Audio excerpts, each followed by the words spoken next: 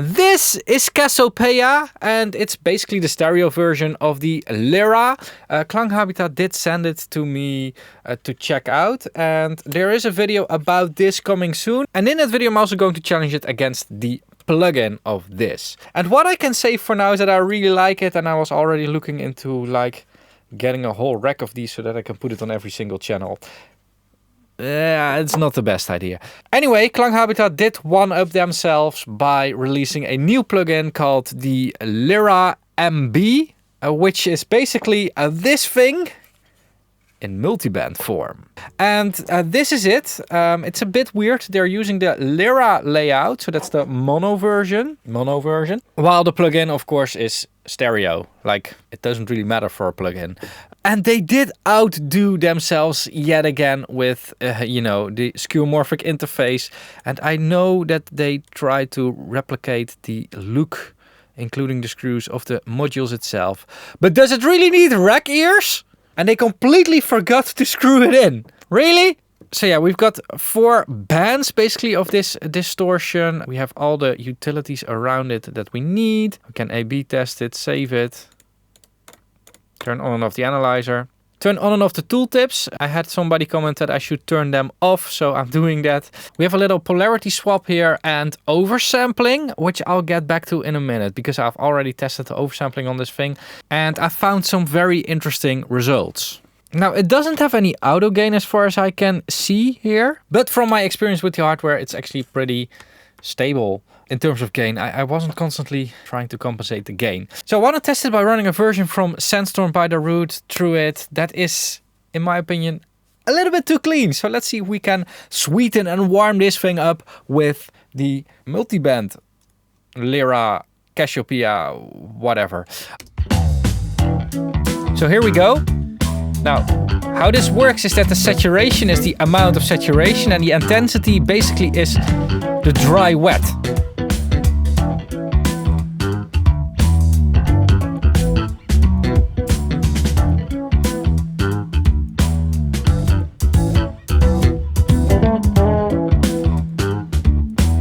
It does something to the gain. Yeah. It does something to the balance now because it's a multiband.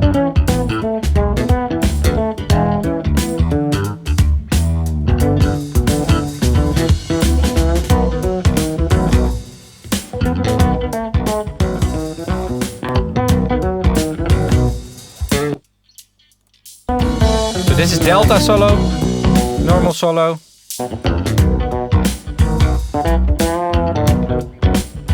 Yeah. It does something to the balance, so it's difficult to compare, of course.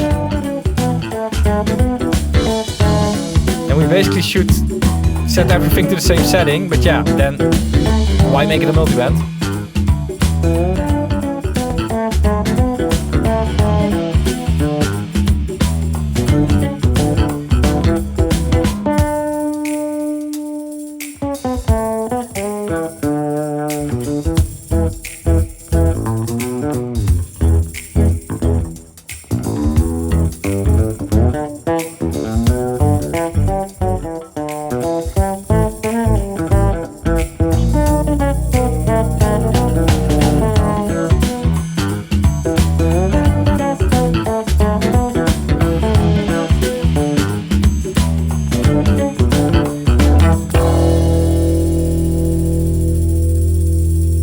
Now, one of the new things that is on here is a color setting. And if we check the manual about it, it says that it sets the tilt filter's center frequency. And they're showing it over here. So it's a tilt filter. And there's a center in that tilt filter that you can set with it. Not sure what it does. It's not on the full band version. So it's a filter.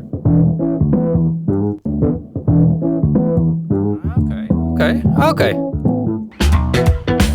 So a few very interesting things are happening here. First of all, the amount of control or non-control we're getting. So if I would compare this to the Saturn from FabFilter, the Saturn is just way more advanced than this thing. And that's really cool because you can really create the most weird things in Saturn. But sometimes the thing you just need is this. Just a few simple controls in a multiband distortion. Also, the way that they are generating distortion, at least in the hardware unit, in software it's always a little bit of snake oil. The way that they are generating this distortion is different from what you would normally do. So normally you would overdrive the tube, so this thing in here, which is a, like, I can show you all.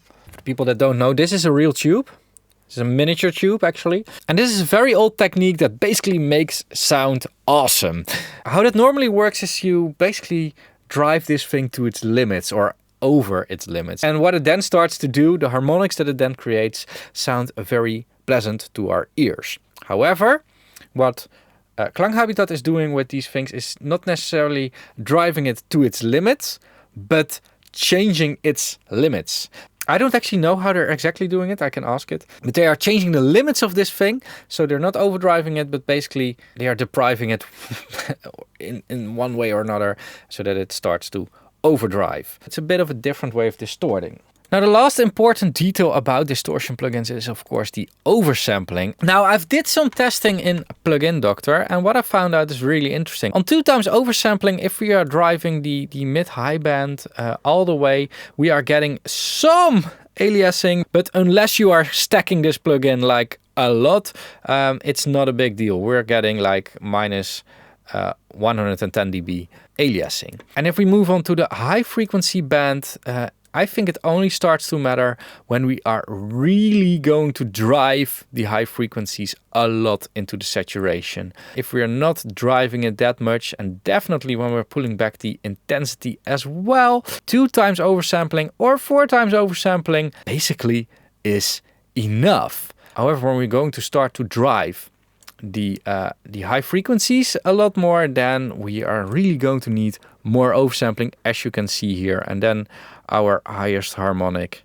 which is on a weird place, by the way, is minus 112 roughly, whatever, minus 111. So again, if you're not going to stack this thing a lot and you're not driving it a lot, then 4x oversampling definitely is enough. And the interesting part here is that oversampling basically matters for higher frequencies. And because this is a multiband distortion, it really separates those high frequencies. So you can kind of keep the aliasing into account when setting up this plugin. If it sounds good and it feels good, it probably is good, but it's just an interesting thing. And I've been wondering why this hasn't been a solution for the aliasing problem. Basically creating some multiband in the background where you're already filtering off the high frequencies. I mean, if we're inputting 16 kilohertz in here, something like this, then the distortion products are already falling outside of Nyquist. So why bother with creating it? Why not bypassing that band, like filtering it off with 12 dB per octave, just having that run separately and then summing them back together at the end again? But I also know that it will create problems on its own. Yeah. You have to sum it back together. You have to keep it phase accurate. You're probably going to have some overshoots on the filters and so anyway, now I'll make sure to create a direct link to Klanghabitat in the description down below. There isn't an affiliate thing available for that, but if you like to support the channel using my affiliate links, they're in the description down below. And also you can use these QR codes. Thomann and Sweetwater for your hardware stuff. They're not selling this, as far as I could see.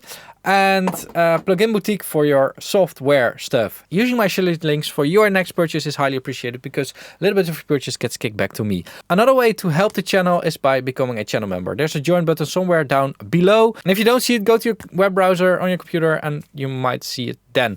As a member, you get early access to content and some extra content. I'll link an interesting video over here. Last way to support the channel is, of course, by watching more videos and becoming a subscriber. So don't forget to subscribe and check out this video, whatever that may be. Thanks for watching, keep pushing, and bye-bye.